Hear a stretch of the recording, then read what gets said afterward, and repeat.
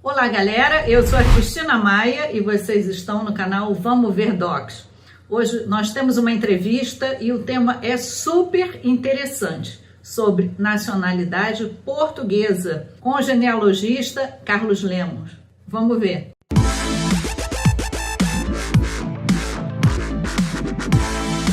Se você caiu de paraquedas aqui no canal Vamos Ver Docs, seja bem-vindo. Eu sou a Cristina Maia, moro em Portugal desde 2018, vim através do visto de residência D7 para aposentados, pensionistas e portadores de renda passiva. Criei a marca Vamos Ver, registrada aqui em Portugal, e produzimos outros conteúdos que você pode verificar aqui abaixo na descrição. Carlos Lemos, ele é genealogista e vamos conversar com ele nesse primeiro momento, pedindo até a autoapresentação. Boa noite, bom dia, boa tarde, boa madrugada a todos e a todas que nos assistem aqui no canal Vamos Ver, né, com a Cristina. É um prazer estar com todos e todas aqui. O meu nome é Carlos Albuquerque Lemos, eu sou genealogista, pesquisador, especializado no estudo de linhagens que levam a judeus sefarditas. Sou especializado nas regiões Nordeste, Sul e Sudeste do Brasil, nas quais eu faço pesquisas genealógicas de famílias que levam a judeus sefarditas, aqueles ancestrais que nos permitem, caso desejemos, uma cidadania europeia, seja portuguesa ou espanhola. Uma amiga minha do Rio de Janeiro falou: Cristina, eu não consigo dar entrada, estagnei na minha pesquisa e não consigo mais avançar para conseguir, mas eu tenho certeza que eu sou descendente de judeu sefardita. Eu falei: bom, você tem certeza disso, mas não tem acesso à documentação? O ideal seria você procurar um genealogista. Qual é o trabalho de um genealogista? O genealogista, ele é um detetive do passado. Ele resgata histórias de famílias, seus costumes, suas trajetórias, suas heranças culturais e conecta esses ancestrais às pessoas que vivem hoje, né? Então, um resgate, uma reconexão de uma história muitas vezes perdida, esquecida pelas pessoas, né, que mal sabem quem foram os seus bisavós, né? O trabalho do genealogista é bastante complexo, né, porque envolve uma série de conhecimentos, uma série de competências. Além da genealogia, ele tem que ser um pesquisador, ele tem que conseguir ler escritos antigos, muitas vezes do século XV, do século XVI, né?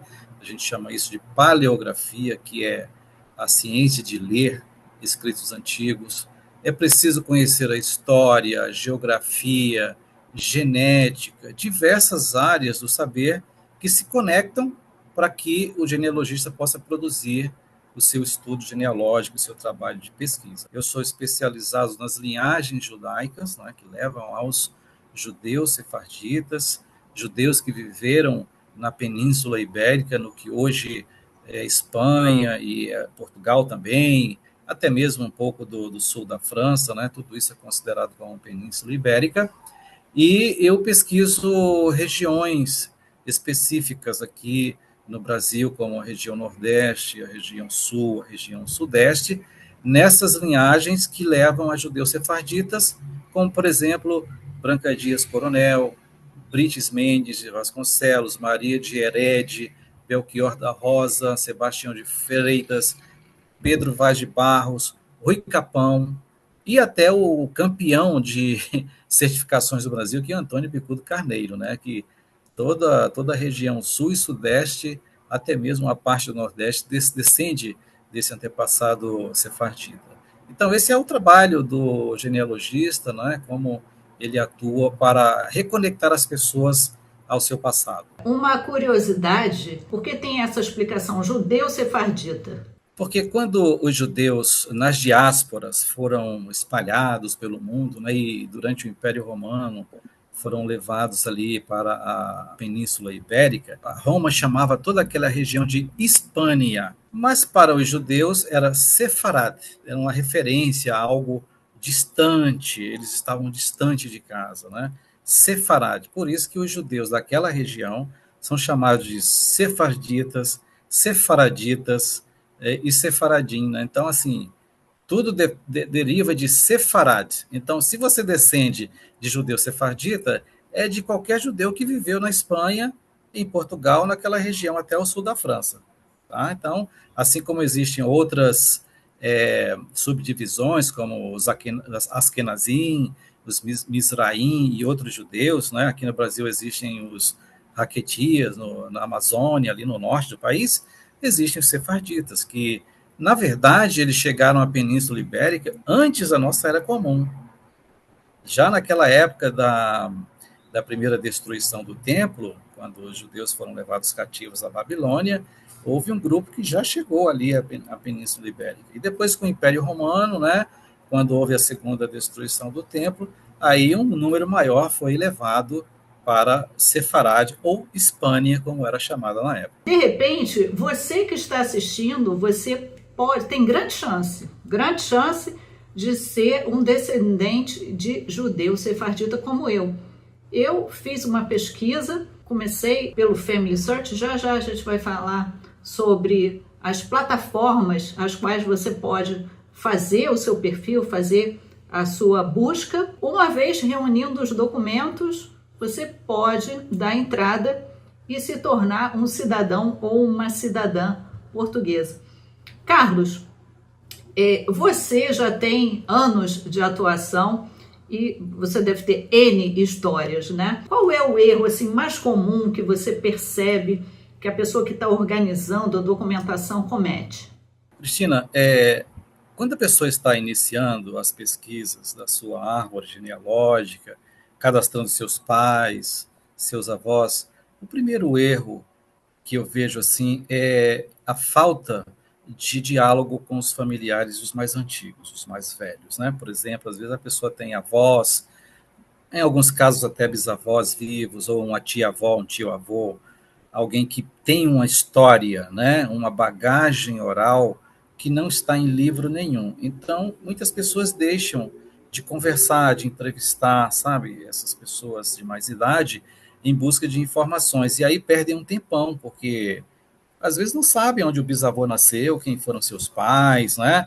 E diversas informações importantes para o estudo da genealogia. Então, esse é um erro, e eu acho assim que a pessoa deve começar por aí, né? Primeiro, certidões de nascimentos, de casamento dos pais, dos avós, mas conversar porque vai anotando os detalhes que não estão nos livros de genealogia, não estão nos documentos paroquiais.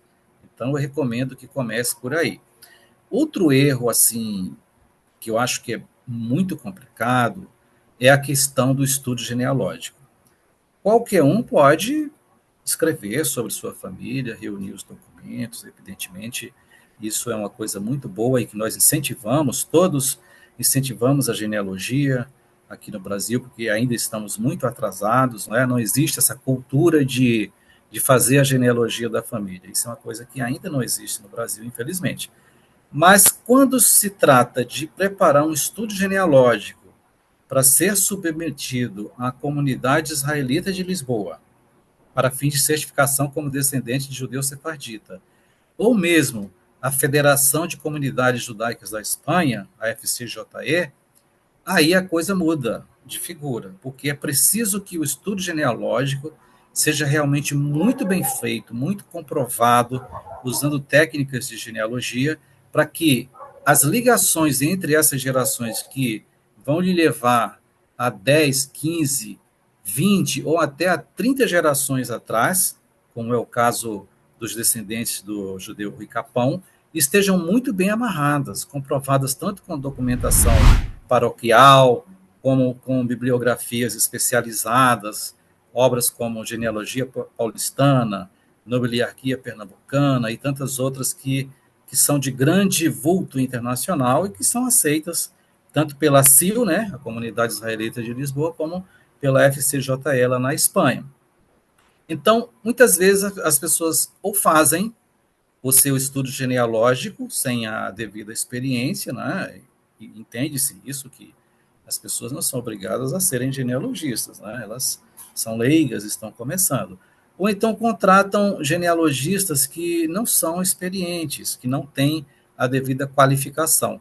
E acontece que, 2 anos depois, quando o estudo genealógico está lá na frente do processo, lá na CIL ou na FCJE, acontecem as exigências e, às vezes, problemas tão sérios que não dá para continuar.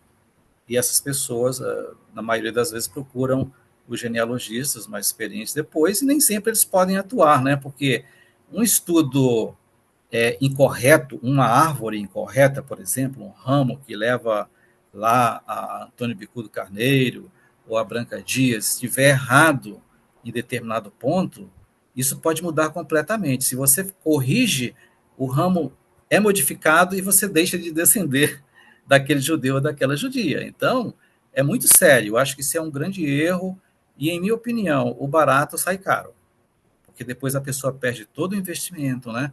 Não só na CIL, mas também na conservatória, porque ela vai gastar para dar entrada no seu pedido de cidadania, pagar taxas, tirar documentações. Então, pensem bem, é melhor fazer um investimento para que o seu estudo seja o melhor possível e você tenha maiores chances de aprovação na certificação e no pedido de cidadania. Eu descobri que eu sou descendente do Jerônimo de Ornelas e Vasconcelos. Parece que o fundador da cidade de Porto Alegre, se eu estou enganada, corrija-me. Então, eu cheguei até ele. Mas quando eu montei o meu processo todo, reuni a documentação, o meu processo caiu em exigência, porque, pasmem, muitas pessoas que já foram certificadas, inclusive, não só certificadas, né? Pessoas que já, inclusive, são cidadãs portuguesas através do personagem Jerônimo. Quando chegou na minha vez, o Jerônimo não era mais certificado pela CIL. Então, assim, são coisas, Carlos, que a gente não entende. Porque uma hora o judeu era considerado sefardita, né? Era certificado pela CIL, e depois acaba não sendo mais. Existe alguma explicação para isso? Existe. Nós temos alguns casos, não só esse que você mencionou, né? Mas, por exemplo, Isabel Velho, o Antônio Rodrigues de Alvarenga, né? Isso causou um rebuliço, uma coisa terrível, porque milhares de pessoas estavam com processo em andamento e esses judeus eram certificados. Mas é o seguinte, há um processo, um estudo genealógico para a certificação na CIL ou na FCJE requer que as provas judaicas sejam acrescentadas para o judeu. Ou seja, se a gente está falando de Jerônimo de Ornelas, Antônio Rodrigues de Alvarenga, Isabel Velho, qualquer um, é preciso que o estudo comece provando que aquele judeu era realmente sefardita, era realmente um judeu, né? Ele pode ter sido perseguido pela Inquisição, ou seus pais, ou seus avós, processados, presos, expulsos de Portugal, uma série de circunstâncias que ficaram registradas em algum lugar. Existem muitos documentos hoje no arquivo da Torre do Tombo, em Portugal, né, os documentos da Inquisição, nos quais a gente tem que pesquisar e achar uma prova de que aquele judeu era realmente sefardita, né, perseguido ou impactado de alguma forma. Não necessariamente a pessoa precisava ter sido pessoalmente perseguida, né? E temos o Antônio Bicudo Carneiro, que veio para o Brasil com o irmão. Ele nunca foi assim perseguido pela Inquisição, mas sofria os braços da Inquisição porque tinha que pagar impostos por ser judeu, né? Ficava com sempre aquele receio. Essas provas que a gente chama de judaicidade, elas são aceitas, mas podem, num determinado momento, alguém fazer uma denúncia, dizer, olha, não é bem assim, esse documento aí, ele não é correto, por isso, por aquilo outro, e colocar em dúvida aquele judeu, aquela judaicidade. E aí a CIL deixa de certificar, exigindo que sejam apresentadas novas provas, novos documentos. Se alguém chegar com um documento que prove inegavelmente que o Jerônimo de Ornelas era judeu sefardita, a CIL volta a certificar. Mas ela, por segurança, ela deixa de certificar. Ela não vai negar os certificados que já foram emitidos, porque a pessoa já pode até ter conseguido a cidadania e tal, né? Mas ali em diante, ela exige novas provas. Aí a gente fala assim, fulano de tal não é mais certificado pela CIL, porque houve um questionamento sobre a documentação que provava a judaicidade. Isso acontece muito em casos em que as provas eram o que a gente chama de circunstanciais. Tá? Não tem um documento direto daquela pessoa, foi processada, foi presa, isso e aquilo outro pela Inquisição, mas existem fatos ali, um contexto, em que isso é amarrado no argumento e apresentado a si. Por exemplo, os judeus, durante milênios, são conhecidos também pelo seu desenvolvimento em medicina. Então, fulano era médico, era dentista, né? Então, ele devia ser judeu, entendeu? O caso do Antônio Rodrigues de Alvarenga. E isso foi questionado e a CIL parou de certificar, porque isso não é uma prova inegável, né? Não eram apenas os judeus que mexiam com, que lidavam com medicina, né? E assim, são muitas outras situações. Provas circunstanciais estão sujeitas a serem questionadas e assim o parar de certificar. Um documento da Inquisição mostrando que a pessoa foi perseguida, foi processada, ou o pai, ou a mãe, ou o avô, ou o irmão, aí sim, são provas irrefutáveis, que é o caso da Branca Dias. Não tem como negar a Branca Dias, porque não só ela foi processada 2 vezes, mas as filhas e os netos sofreram os processos da Inquisição. Então, esse aí não tem como negar. Mas é por isso, como você perguntou, né, que acontecem esses casos, e felizmente são raros, comparando ao número de judeus certificados, né, nós temos aí uma meia dúzia que deixou de ser certificada nos últimos anos. Olha, eu fiquei até com receio agora, porque não consegui pelo Jerônimo, contratei uma genealogista e ela não encontrava um judeu que tivesse realmente força, né, para levar à frente o processo, e ela conseguiu a Isabel Velho. Agora você está me falando que a Isabel Velho não é mais certificada, agora eu fiquei com receio. Uma coisa boa é que, às vezes, quando a linhagem vai para Isabel Velho, pode ir também para outros judeus, como, por exemplo, Sebastião de Freitas. Aí é a questão de mudar a linhagem, né, o judeu ali, e dar andamento ao processo. Tá? Mas, realmente, a Isabel Velho foi um caso assim, que chamou muita atenção, porque havia uma lenda de que meia dúzia de genealogistas certificavam pela Isabel Velho porque tinham o monopólio do documento que provava que era judeu e tal, que era judia, né, no caso. Na verdade, segundo a documentação que existe, ela não descende de judeus. Eu pedi em 2021, ainda está tramitando, né, naquelas fases que a gente conhece, mas quem segue o canal geralmente pergunta assim, poxa, Cristina, por que você não pediu através do seu marido? E eu falo, eu não sou casada civil, né? Não temos casamento civil, então não poderia pedir. Por que você não pediu por tempo de residência? Eu explico, porque em 2021 eu ainda não tinha completado o meu 5º ano morando aqui em Portugal. Mas agora, se tudo der errado, eu posso pedir, porque já são aí 7 anos aqui em Portugal, né? Para tudo tem uma saída, ou não é?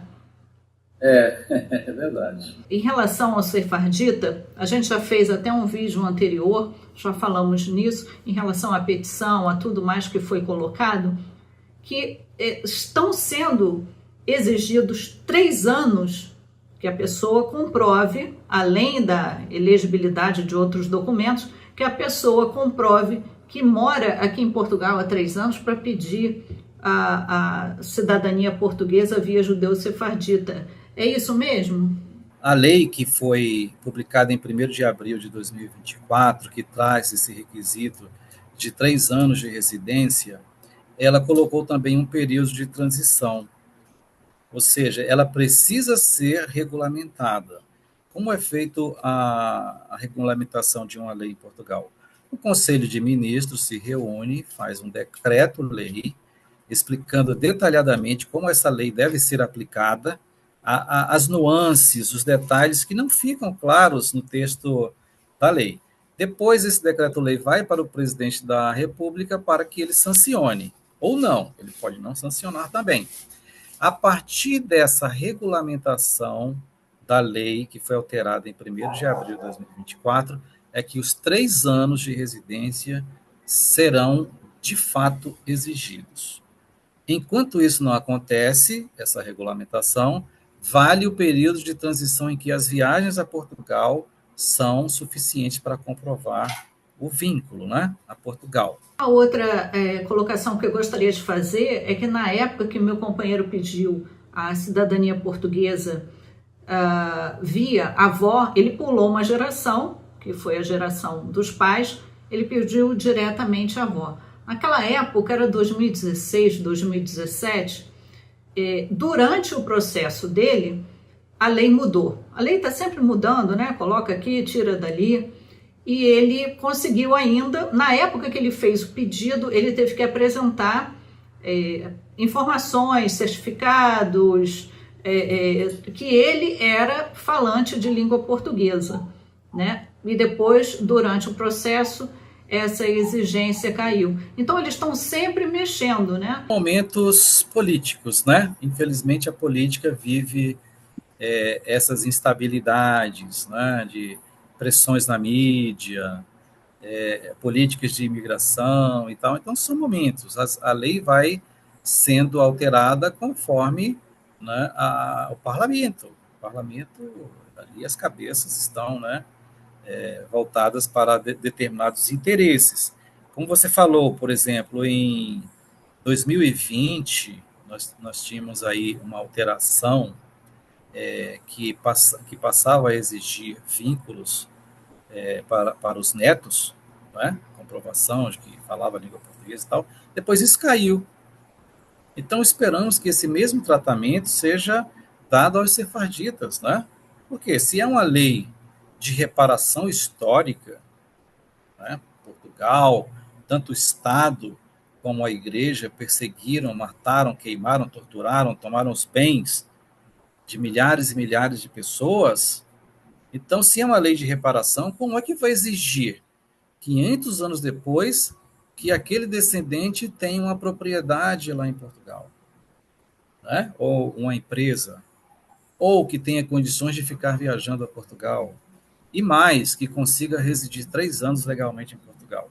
Então, assim, isso não é uma reparação, é uma discriminação total. E a gente precisa lutar contra essa discriminação, né? Então, essa questão de assinar a petição é uma coisa que vai muito mais além, é uma questão de resgate, de justiça, porque a forma como as coisas estão hoje, elas são inconstitucionais. É um tratamento desigual para uma classe, para um grupo de pessoas, em favorecimento de outros, que não tem que provar isso, né? Então, é aí que a gente tem que continuar a luta. Bom, se você está gostando desse vídeo, eu não me oponho em nada se você deixar o seu like, colocar um comentário, porque isso ajuda bastante o canal Vamos Ver Docs a ser ranqueado pelo YouTube. Vamos falar agora, Carlos, aproveitando o gancho, sobre sobrenomes. Muitas pessoas falam, eu sou fulano de tal Pereira, eu sou fulano de tal Vasconcelos, seja lá o que for. São nomes específicos que levam à possibilidade da pessoa pedir a cidadania portuguesa via judeu sefardita, visto que aquele nome pode ser considerado, veja bem o que estou falando, pode ser considerado a ser descendente de um judeu sefardita. O que você tem a dizer sobre isso? Sobrenomes realmente são muito importantes, né? Primeiro, por uma questão de afinidade, né? Cada pessoa tem um carinho especial pelo seu sobrenome, pelo sobrenome dos seus ancestrais, não é? Mas os sobrenomes, eles levam muito mais além, levam a essa reconexão do passado com o presente, não é? O resgate de histórias perdidas, não é? Que a gente muitas vezes não sabe os nomes dos bisavós, dos trisavós, né? São coisas desconhecidas. E a genealogia permite que você descubra a história da sua família e se reconecte, né? Sobrenomes podem lhe levar a centenas de anos atrás, ou até milhares, né? Dependendo da pesquisa que seja feita. Os sobrenomes que podem lhe levar a um judeu sefardita são muitos, mas eu vou falar de alguns aqui, tá?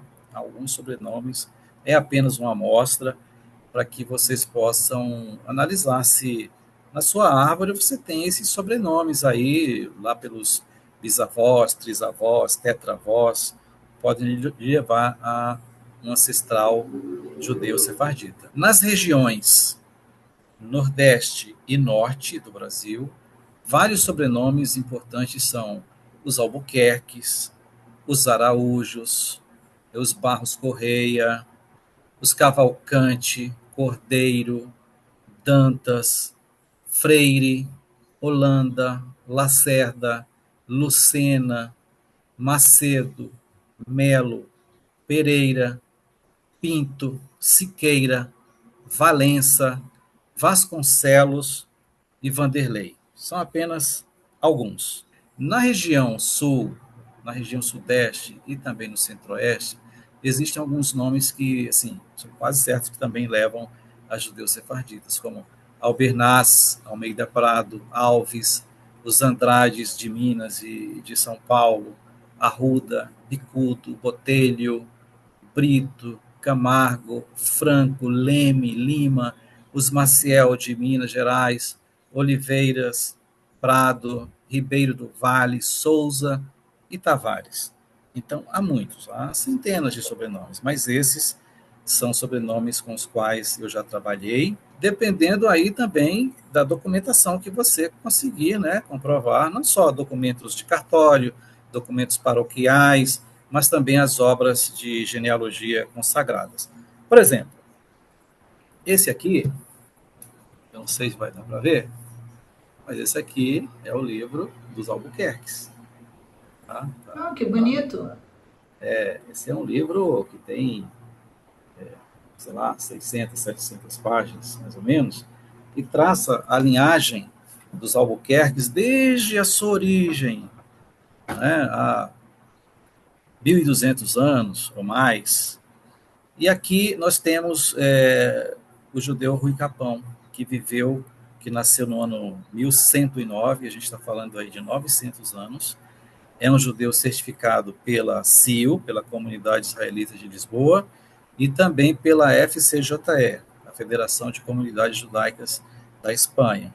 Então, veja, é um judeu que nasceu no que hoje seria a Itália, na Sicília, foi para o que seria a Espanha e depois migrou para Portugal. Então, ele esteve em 3 países, né? E é reconhecido como um judeu sefardita, porque nasceu ali no que era chamado de Sefarad, que era como os judeus chamavam a Península Ibérica e aquela região ali no entorno, né? Então, os sobrenomes são muito importantes, precisam ser pesquisados e eu recomendo uma coisa, existem os sobrenomes devocionais. O que significa isso? São sobrenomes em homenagem a santos, a padroeiras, a igrejas, não é? E sobrenomes adotados pelo cristianismo, não é? Por exemplo, Maria Teresa de Jesus, Josefa da Conceição, Maria do Espírito Santo. Então, esses sobrenomes devocionais, eles escondem o verdadeiro sobrenome da família. Que as mulheres tinham esses nomes, sobrenomes assim, né? Maria Teresa de Jesus, ou Teresa Maria da Conceição, escondiam o nome do pai, o sobrenome do pai, o sobrenome da mãe, e quando elas se casavam, passavam a receber o quê? O sobrenome do marido. Então, se você pesquisar essas suas ancestrais e descobrir o batismo, aí vão aparecer os pais, né?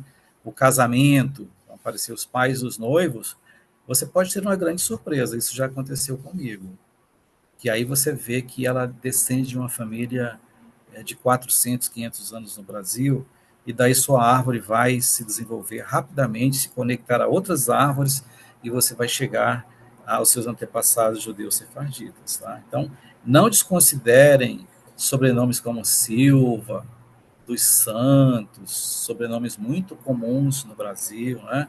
E esses sobrenomes devocionais, porque pode ser que ali esteja a solução para você voltar 500 anos, 600, 900 anos no tempo e descobrir o seu ancestral judeu.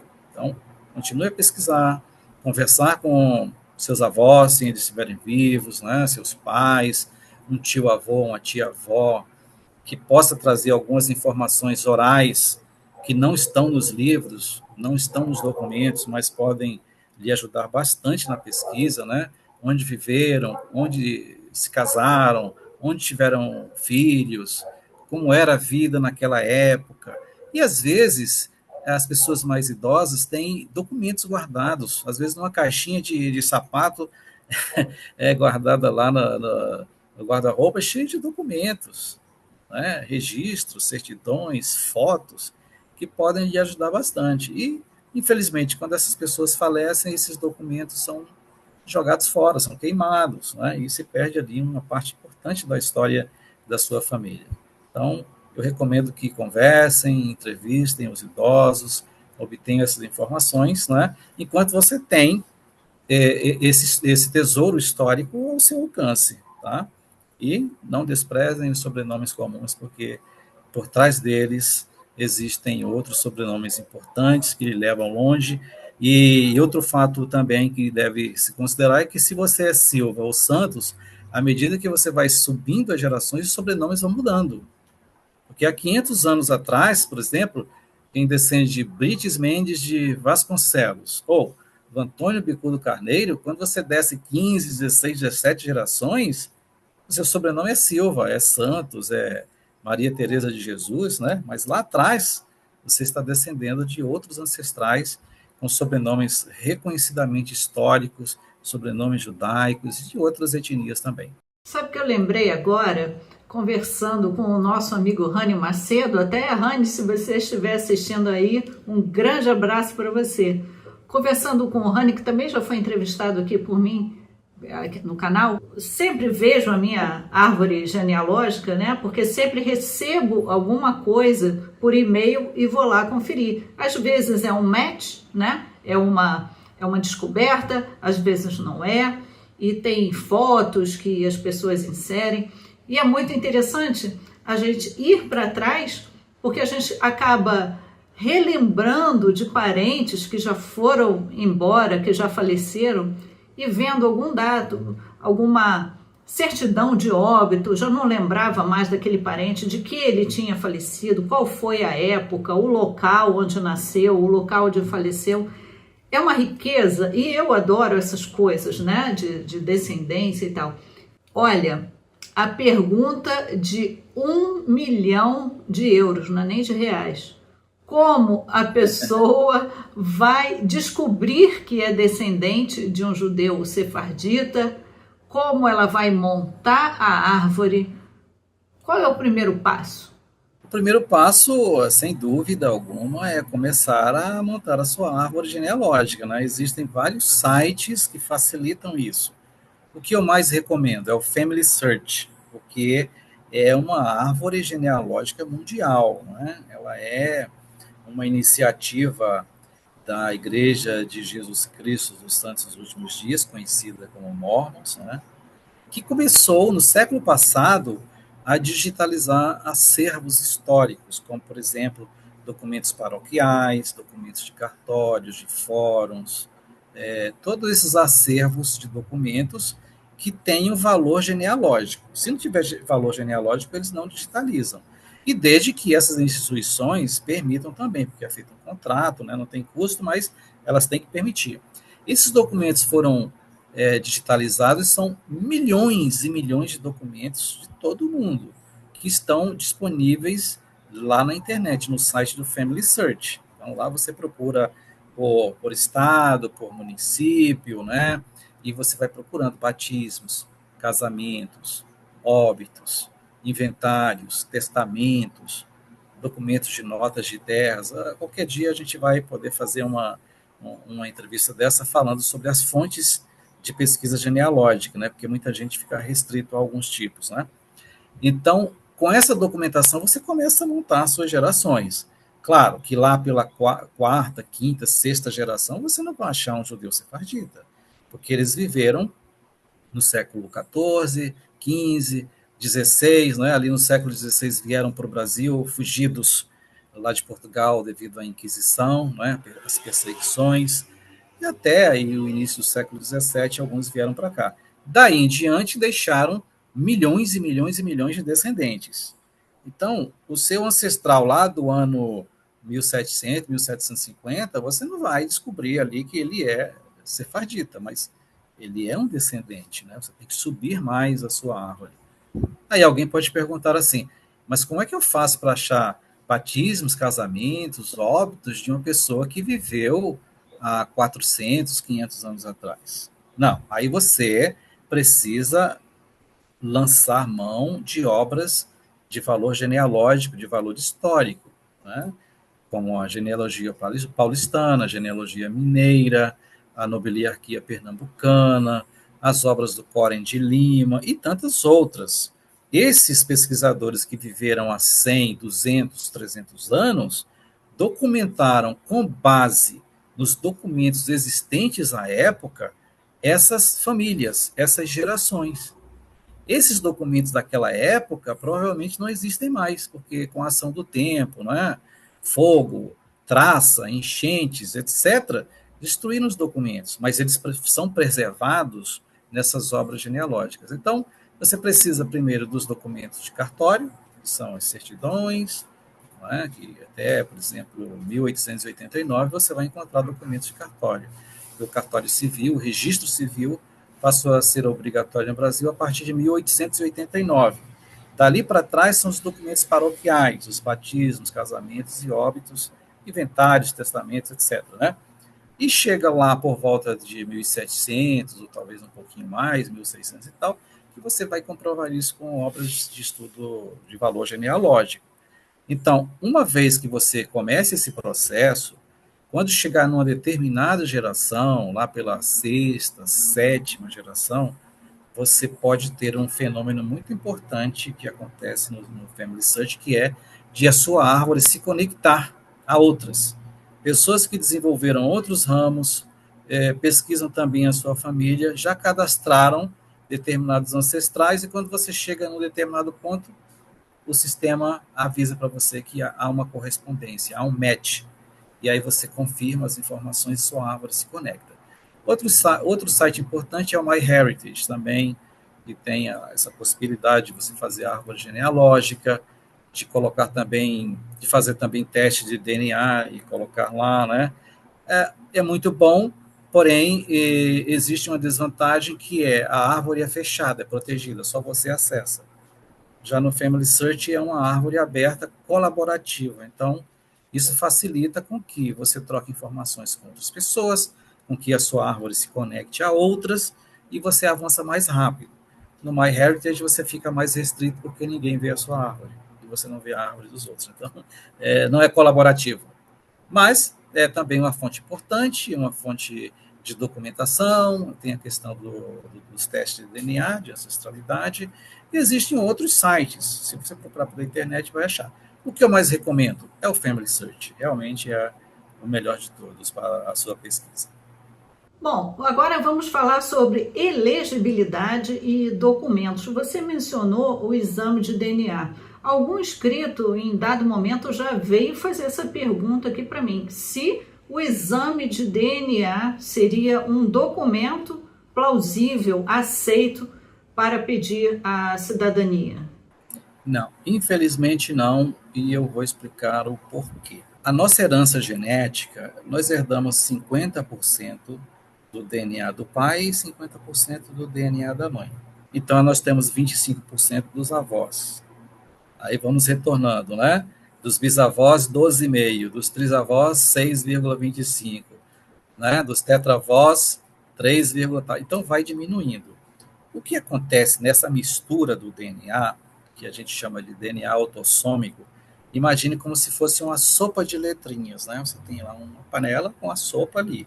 Quando o filho nasce, uma colherada dessa sopa é dada para um e a outra para outro e assim por diante. Então, um filho pode herdar uma característica genética, digamos que nesse caso seja um traço, né, um segmento, algo que mostra que ele tem uma ascendência judaica, mas o irmão pode não receber. Então, isso acontece muito, né?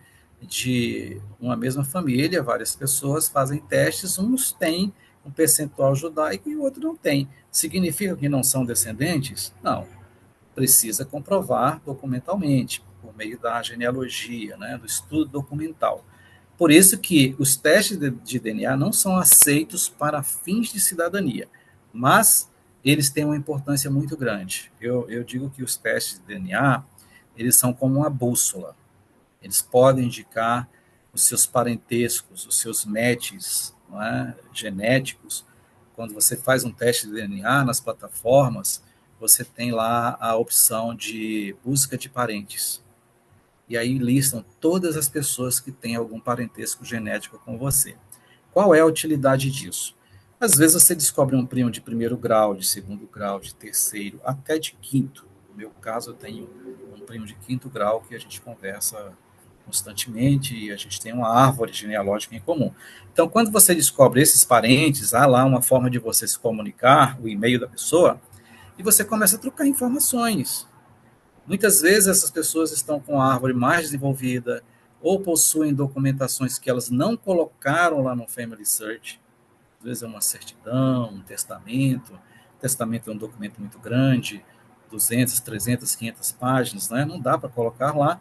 E as pessoas podem interagir, começar a trocar informações. Além de que você vai descobrir, né, resgatar esses seus parentes que estão perdidos, estão espalhados pelo mundo, né? Então, eu acho que o teste de DNA ele tem essa vantagem. A genealogia genética, que a gente chama, ela auxilia a genealogia tradicional, que é baseada em documentos. Para efeitos também de onde vieram, saber de onde vieram os nossos ancestrais, os testes mostram um mapa global. Olha, você tem tanto por cento da Ibéria, tanto por cento da Europa Oriental, da África, da Ásia, das Américas. Isso é muito interessante, né? Os testes vão detalhando de onde vieram os seus ancestrais. E isso também é uma bússola para você começar a pesquisar as suas famílias, né? Você vê, opa, eu tenho aqui uma correspondência genética com um grupo de Minas Gerais. Então você sabe que um ancestral seu passou por ali. Suas pesquisas podem lhe levar a descobrir coisas interessantes naquela área também. Então, olha, primeiro documento é você organizar, então, a sua árvore genealógica, seja no Family Search ou no outro site, em algum outro site. Eu prefiro o Family Search e o Carlos Lemos também. Depois, certidão de nascimento de inteiro teor de quem vai fazer a petição, de quem é elegível à cidadania portuguesa. Depois disso, o que a gente vai ter que fazer, mesmo que eu já não lembro? Tem que pedir a CIL, o certificado israelita, não é isso? Sim.